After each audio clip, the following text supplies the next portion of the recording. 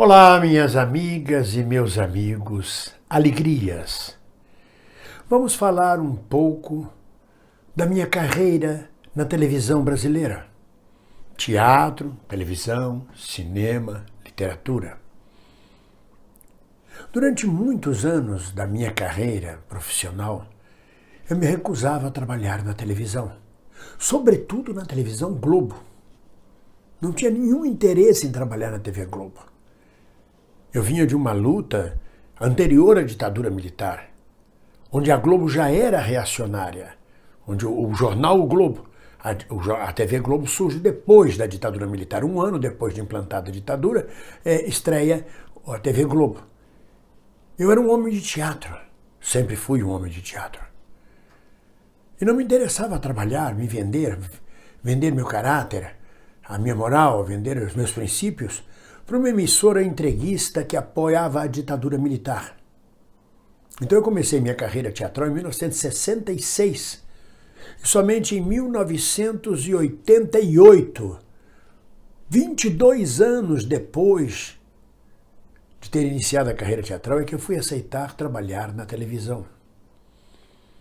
Eu comecei minha carreira teatral com 18 anos de idade. E só aos 42 anos de idade, quer dizer, na verdade, 24 anos depois, eu aceitei trabalhar numa emissora de televisão e, sobretudo, na Rede Globo de televisão. Eu considerava a Rede Globo, e considero ainda alienada, alienante, que informa muito mal ao povo brasileiro, escamoteadora, apoiadora de ditaduras e, principalmente, porta-voz do imperialismo norte-americano e da burguesia brasileira e internacional. Eu não aceitava de jeito nenhum que eu fosse trabalhar com aquela porcaria. Passei fome por ser um homem de teatro, passei necessidades, nunca tive dinheiro no banco, o que me lembra a música de Belchior, eu sou apenas um rapaz latino-americano sem dinheiro no banco. Mas perseverei no teatro. Eu tinha muito receio. Via camaradas, Mário Lago, Milani, Dias Gomes, camaradas de esquerda, comunistas, trabalhando já na Globo. Eles tinham uma outra visão. Eu não tinha, eu era profundamente radical e sectário. Eu queria ser honrado, digno, não entregar o ouro. Até que depois, bem depois, muitos anos depois de psicanálise, depois do fim da ditadura militar, uma noite eu disse para minha mulher, engraçado, aos 42 anos de idade, eu agora estaria preparado para fazer uma novela, eu gostaria de fazer uma novela. Se me chamassem para fazer uma novela, eu aceitaria. Parece que o universo ouviu. Isso falei de noite. De manhã, acordei, tomei meu café, o telefone tocou. Senhor, bem-vindo, o senhor Paulo Biratã quer falar com o senhor, um momento. Para vocês verem o grau de desinformação nosso e de prestar atenção na Rede Globo, na televisão, era tamanho que a Doi me perguntou, quem quer falar com você? Eu falei, Paulo Biratã. Ela falou, eu já ouvi falar esse nome. Eu falei, não sei quem é. Paulo Biratã era o maior diretor, era o diretor executivo geral de teledramaturgia da Rede Globo de televisão. Eu não sabia nem quem era ele. Eu não sabia nem onde ficava a porta da Rede Globo. Eu morava no Jardim Botânico, colado à emissora da Globo, que era na Lopes Quintas, o que é uns 4 ou 5 quarteirões da Globo. Eu não sabia nem onde era a porta da Rede Globo. Não entrava nos meus planos a Rede Globo ou a televisão. Eu fiquei na linha esperando, o sujeito entrou, e como tudo acontece no meio político, e acredito também, sobretudo no meio artístico, as pessoas falam com as outras com uma certa intimidade, mesmo que nunca tenham falado. Então ele entrou na linha e falou, olá, bem-vindo, como é que tá você? Tudo bem? Tudo ótimo? Aqui tá falando é Paulo Biratã. Falei, como vai? E a gente também responde como se conhecesse há muito tempo. Prazer falar contigo. Falei, você quer fazer uma novela? Eu acabei de falar isso, não tem nem 12 horas ontem à noite. Falei, quero. Então, nós estamos fazendo Tieta e queríamos te convidar para fazer Tieta. Você aceita? Você pode? Falei, posso. Então vem para cá, vem aqui na Globo agora conversar comigo. Falei, tá, eu tenho que levar minha mulher no médico, eu vou mais tarde, umas 4 horas da tarde. Tá bom, tô te esperando. Estranhíssimo. E assim fiz. Agora, onde era a Globo? Onde era a porta da Globo? Como é que entrava na Globo? Falava com quem na Globo? Onde era esta coisa? Eu sabia onde era a sede, mas nunca vi a porta da Globo, nem onde é que entrava. Aí lá fui eu. Cheguei na portaria e falei, eu sou Paulo Biratã, pois não pode entrar, não sei o quê. Ele me recebeu em pé. num corredor, um dos corredores de camarins. Aí me olhou de alto a baixo e falou, tá bom. É um personagem que nós temos, é um mendigo que faz a novela, é o mendigo da cidade, é o Bafo de Bode. Você aceita fazer? Eu falei, claro, eu quero fazer. Então vai lá ver o figurino, maquiagem, enquanto a gente prepara seu contrato. É rápido assim, foi rápido assim. Porque, na verdade, eu fui o último ator escolhido para Tieta. Todo o elenco já tinha sido escolhido.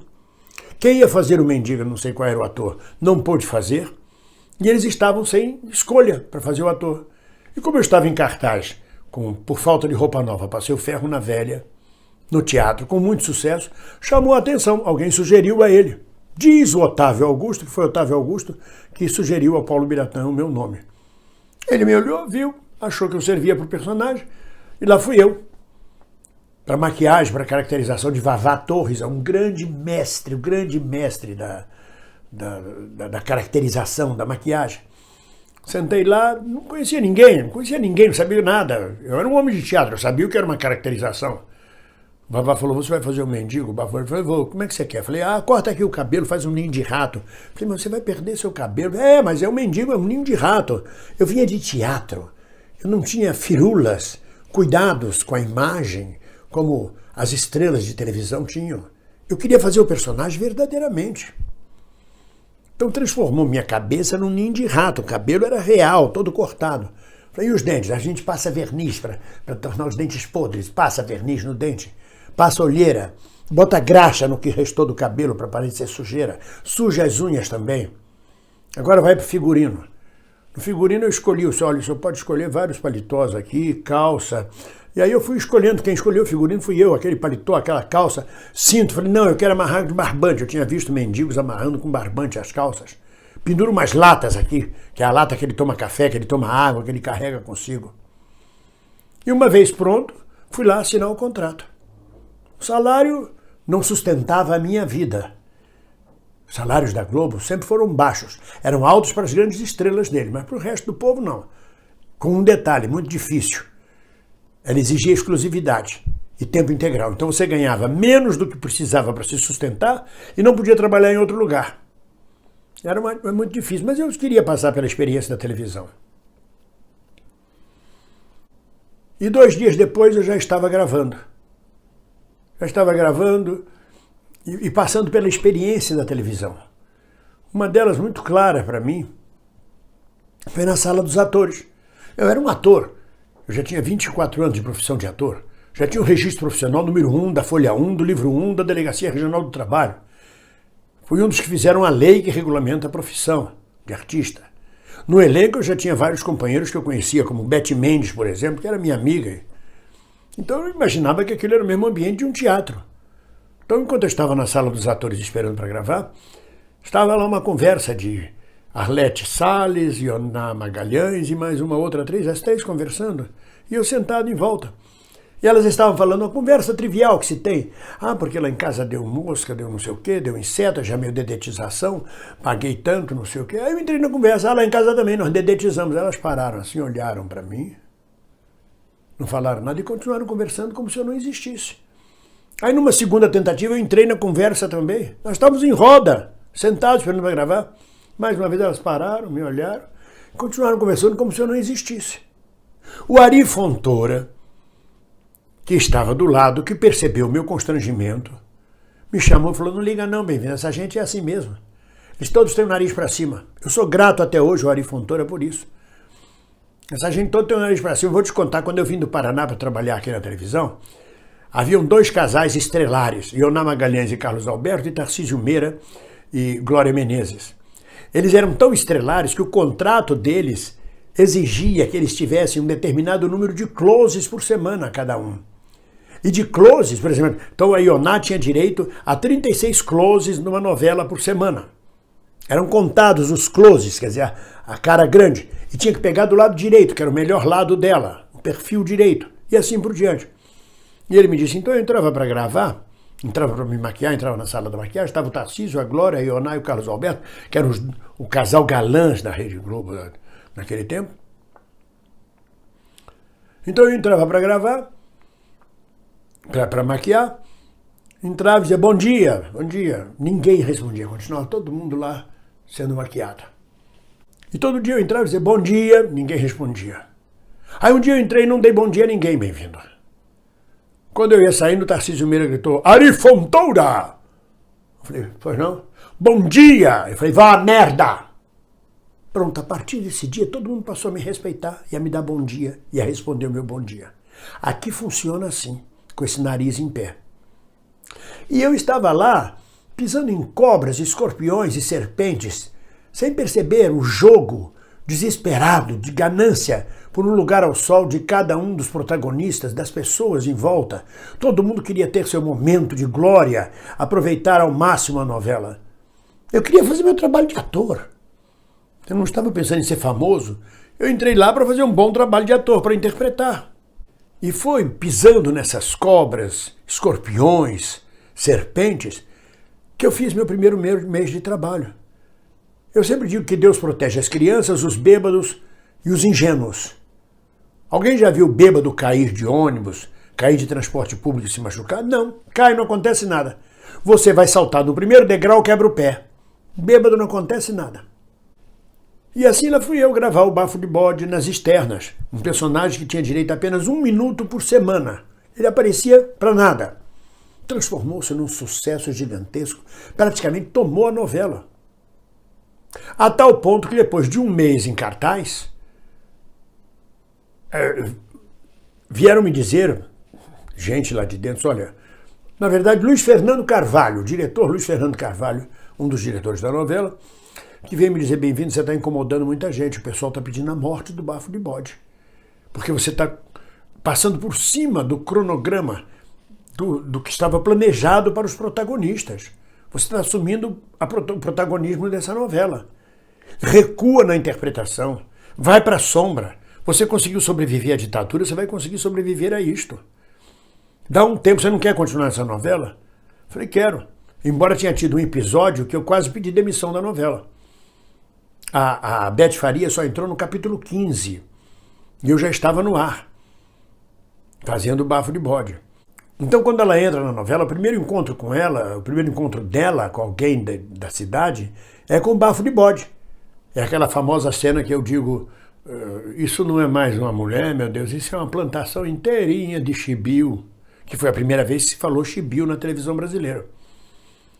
Quando a Beth veio gravar, eu não conhecia nada dessa estrutura de televisão, de estrelato. Eu era um homem de teatro, todos nós éramos iguais.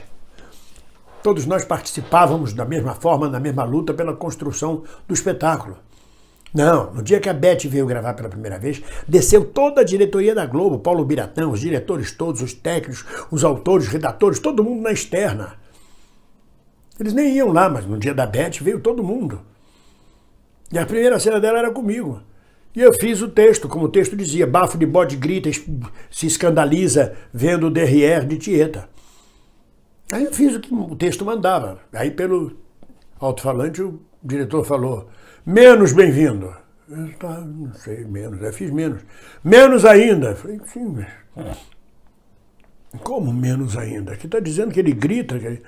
Por favor, não interpreta, não interpreta. Eu não entendi o que ele estava pedindo, ele estava me orientando, mas eu não entendi. Para mim, ele não queria que eu interpretasse. Eu falei, como que eu não vou interpretar? Eu sou um ator, eu sou pago para interpretar, isso é uma ofensa. Aí fiz a cena sem interpretar, mas ele estava certo. Eu que entendi errado, que na televisão não tinha aquela interpretação teatral que eu estava dando. Mas aquilo me ofendeu profundamente. Eu voltei para casa e falei para minha mulher, vou pedir demissão. Eu não quero mais trabalhar. Um diretor que pede para eu não interpretar, eu sirvo para quê? Eu sou o quê lá? Minha mulher disse, calma, você não quer fazer a novela? Eu falei, então aguenta isso, passa por cima disso, dá mais um tempo, depois você vê se quer continuar ou não. E aí mais tarde vem o Luiz Fernando Carvalho e me diz, bem-vindo, recua porque querem a sua morte. E é verdade que os personagens, alguns deles, um dos que o Armando Bogos fazia, por exemplo, na porta do bar dizia, a gente podia afogar o Bafo de Bode, esse camarada precisa morrer, ele está criando problema na cidade. Já se falava, os autores já colocavam a hipótese de matar o Bafo de Bode. E eu recuei, né, vamos dizer assim, não fui tão brilhante na interpretação durante um mês para poder sobreviver na novela. E fui vitorioso. A tal ponto que chegou um momento que precisava acabar com aquela figura do Bafo de Bode que estava tomando o Brasil de assalto. O 1 minuto semanal tinha se transformado em aparições diárias e o Brasil corria para ver Bafo de Bode. foi quando chamaram Jorge Doria para comandar um elenco de pastores evangélicos que chegam na cidade, dão uma surra em Bafo de Bode, e Bafo de Bode se converte e se torna evangélico. Larga aquela roupa, vira Posidônio Antunes. Foi a forma que os autores escolheram, decidiram, para acabar com aquele ícone, com aquele mito que era o Bafo de Bode, para tirar a graça da personagem. De alguma forma eles precisavam destruir o Bafo de Bode.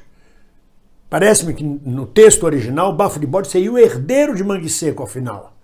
Mas seria demais, além de tomar a novela, entregar para mim e ser o herdeiro de Mangue Seco. E assim eu continuei como Posidônio Antunes pelo restante da novela, com um personagem com menos brilho, sem compreensão exata do que era aquele personagem, um personagem de terno, sem gravata, mas de terno, camisa social, mas ainda assim fazendo muito sucesso. Essa é um pouco da história minha de Bafo de Bode, da minha primeira experiência na televisão. Outras coisas eu posso vir a contar mais. Um abraço para vocês.